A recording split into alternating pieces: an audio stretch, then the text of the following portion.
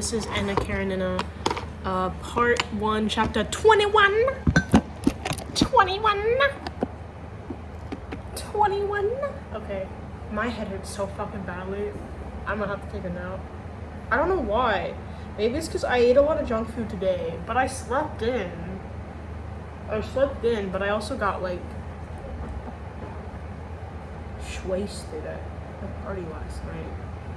But not really, not even. I didn't really, I had like half a bottle of soda, but okay. Dolly came out of her room for the grown-ups people tea. Oblonsky did not appear. He had probably left his wife's room by the other door. Wait, no, Dolly's the wife, sorry. She's the one that I've been doing with like the low voice. "I'm afraid you will be cold upstairs," remarked Dolly to Anna. "I want you to move down, and then we shall be nearer to one another." "Oh, please don't trouble me." Please don't trouble about me," said Anna, scrutinizing Dolly's face and trying to discover whether a reconciliation had taken place. "It will be too light for you downstairs," said her sister-in-law. "I assure you that I sleep always and everywhere like a dormouse." "What are you talking about?" said Oblonsky.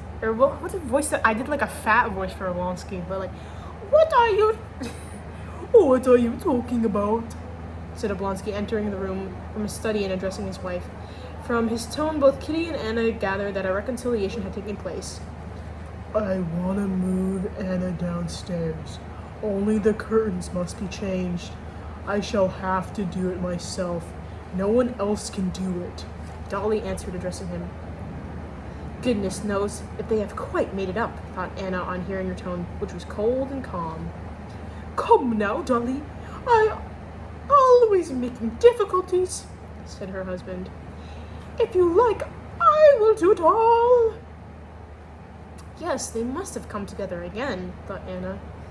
"I know how you'll do it all," answered Dolly. "You will tell Matthew to do something that cannot be done, and will go away yourself, and he will muddle everything." And as she spoke, her usual ironical smile wrinkled the corners of Dolly's mouth.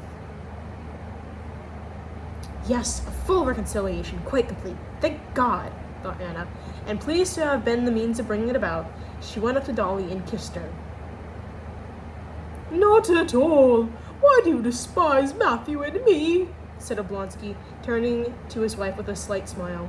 All that evening, Dolly maintained her usual slightly bantering manner toward her husband, and Oblonsky was contented and cheerful, but not to the extent of seeming to forget his guilt after having obtained forgiveness.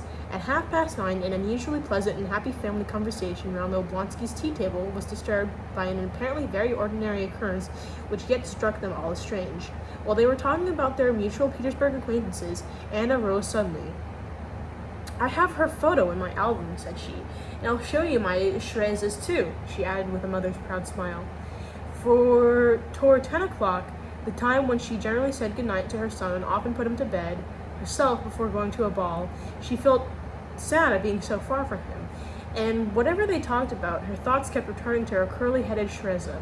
She longed to look at his portrait and talk about him. Seizing the first opportunity, she rose and, stepping firmly and lightly, went out to fetch her album. The flight of stairs to her room went up a landing of the well-heated front staircase. As she was coming out of the drawing room, there was a ring at the door. "Who can it be?" asked Dolly. "It is too early to fetch me and wait for anyone else," said Kitty. "Papers from the office for me, I expect," said Oblonsky. A footman ran up to announce the new arrival, who stood at the foot of the stairs under a lamp. Anna looked down from the landing where she stood and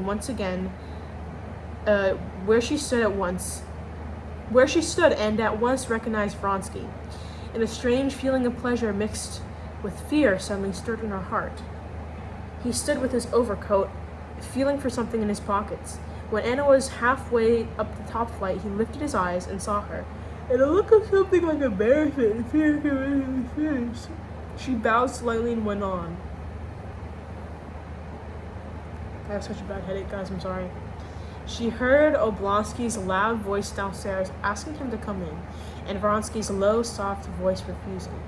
When Anna returned with her album, he had already gone, and Oblonsky was saying that Vronsky had called to inquire about a dinner they were giving next day to a celebrity who was visiting Moscow, but that he could not be induced to come in.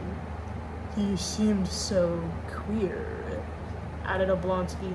Kitty blushed. She thought that she alone understood why he had come to the house and why he would not come in. He has been to our house, she thought, and not finding me in, he guessed that I was here, and he would not come in because Anna is here, and he thought it is too late. They all glanced at one another and said nothing but examining Anna's album. There was nothing extraordinary or strange in the fact that a man called at 9:30 at a friend's house to ask about a dinner they were planning, and that he would not come in, but it seemed strange to all of them. To Anna in particular, it seemed strange and not right.